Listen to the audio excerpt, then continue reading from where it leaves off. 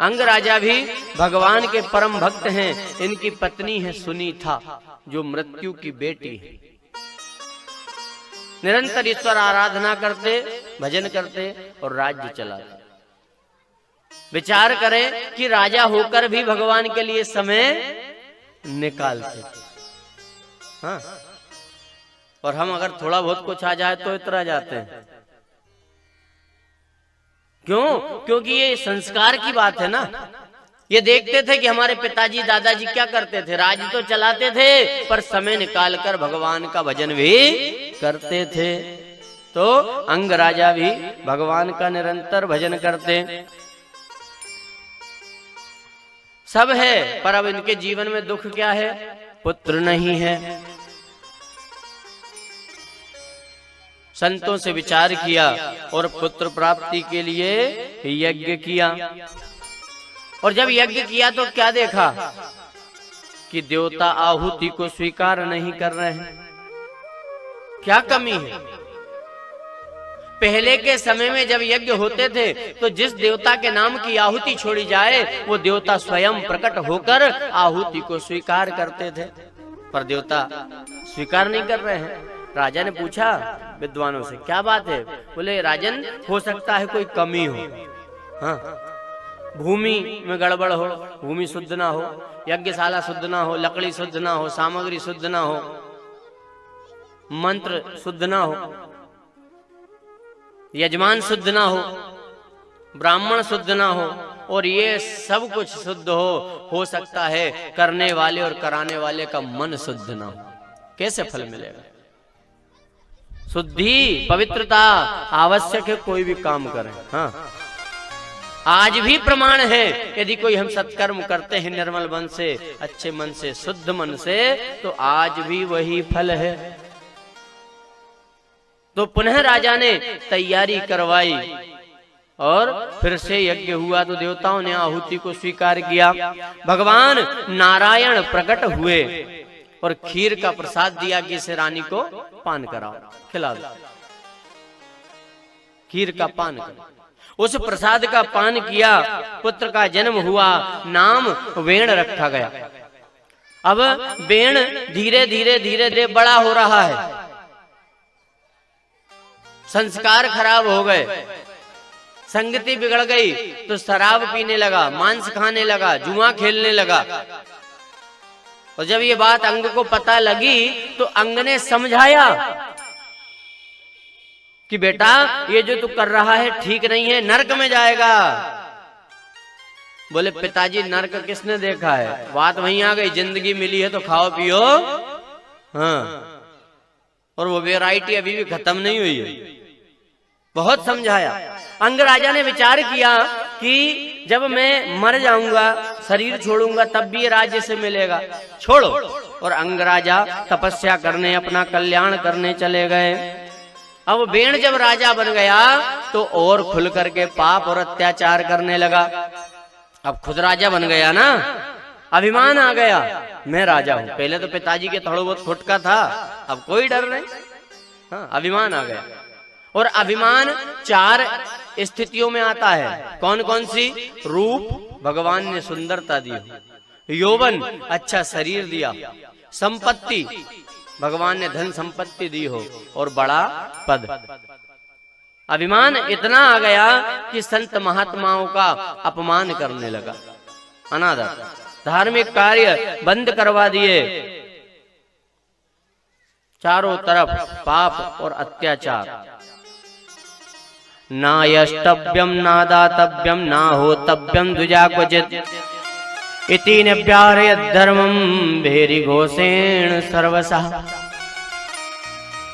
ना यज्ञ, न दान, न हवन, न ब्राह्मण संत महात्माओं का सम्मान, इतना अत्याचार, पाप। और जब पाप बढ़ा तो पृथ्वी अकुला गई।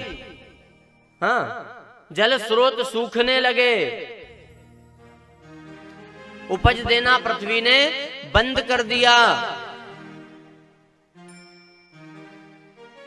सब दुखी हैं, परेशान हैं। संतों ने विचार किया, क्या कि ये जो राजा है पाप कर रहा है, इसके पाप का फल, इसके पाप का परिणाम सबको भुगतना पड़ रहा है। चलकर समझाते हैं। तो संत महात्मा आए और समझाने लगे कि राजन सुधर जाओ। तो सुधरा तो नहीं, बोले मुझे समझाने आए हो? हाँ? अभी बताता हूं। अपमान करने मारने दौड़ा, ऋषियों को क्रोध आ गया, श्राप दे दिया और हुंकार शब्द से बेण को समाप्त कर दिया। अब बेण जब मारा गया तो और पाप अत्याचार बढ़ गए। संतों ने विचार किया कि राजा तो किसी को बनाना पड़ेगा, तो हम इसके शरीर से ही राजा को उत्पन्न करेंगे। तो पहले बाई जंघा का मंथन किया तो इसका पाप निकला, काला पुरुष छोटा नाटा, जिसे निषाद जाति का नाम दिया और जंगल में भेजा। फिर दाहिनी जंघा का मंथन किया तो पृथु और अर्ची एक जोड़े को प्रकट किया। जोड़े ने प्रकट करते होते ही ऋषियों को प्रणाम किया। संतों ने पृथु जी को राजा बनाया और पृथु जी जब राजा बने तो देखा चारों तरफ हाहाकार मचा, भूखमरी, अकाल, अशांति, पृथ्वी उपज नहीं देती, जल स्रोत सूखे पड़े हैं। तो क्रोध आया, पृथु जी ने धनुष बाण उठाए और पृथ्वी को मारने लगे। क्यों? वसुधे तुम वधिष्यामि मच्छासन प्राण मुखी, मेरी प्रजा दुखी है, परेशान है, मैं मार दूंगा। तो पृथ्वी सामने प्रकट हो गई, कहती है महाराज इसमें मेरा दोष नहीं है। फिर ये जो राजा था ना महापापी था और मुझसे पाप का भार सहन नहीं होता, मैं अकुला जाती हूँ। ये जो पृथ्वी माता है ना, इसको गाड़ी घोड़े बिल्डिंग इनका वजन नहीं लगता, फिर पृथ्वी से पाप का भार सहन नहीं होता, अकुला जाती। और परिणाम भूखमरी, अकाल, बाढ़, अतिवृष्टि, भूकंप, ये पाप का परिणाम है। और राजन यदि तुम सुख चाहते हो तो सत्कर्म करो, अच्छे काम करो, सत्कर्म से सुख आता है, अच्छे काम। जब ये सुना तो पृथु जी ने धार्मिक कार्य प्रारंभ किए। 1 यज्ञ, 2 यज्ञ, 3 यज्ञ, 4 यज्ञ, 5 यज्ञ, 10। पृथ्वी प्रसन्न हो गई, सामने खड़ी है क्या कि राजन जो चाहिए मांग लो, ले लो, सब प्रसन्न है। और जब धार्मिक कार्य का ये परिणाम देखा तो पृथु जी ने बंद नहीं किए, सुखी हो गए, फिर भी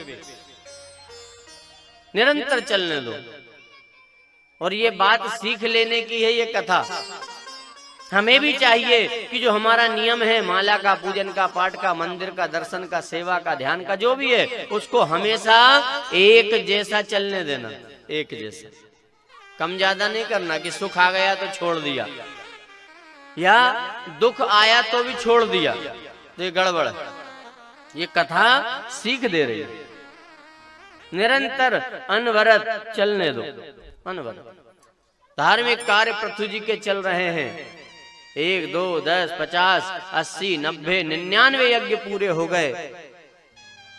100वां यज्ञ चल रहा है तो इंद्र को चिंता हुई क्या कि अगर 100वां यज्ञ पूरा हो गया तो ये इंद्र पद के अधिकारी हो जाएंगे, फिर हमारा क्या होगा। तो यज्ञ में विघ्न पैदा किया। क्या? कपट वेश बनाकर, पाखंडी का वेश बनाकर इंद्र आए और घोड़े को चुरा कर भागे। पृथु जी के पुत्रों ने देख लिया, पीछा किया, इंद्र तो भाग गए, घोड़ा लाकर बांधा। फिर से इंद्र आए, फिर चुरा कर भागे। तो अब की बार पृथु जी के पुत्र विजिताश्व ने घोड़े के सहित इंद्र को पकड़ लिया, बांध दिया।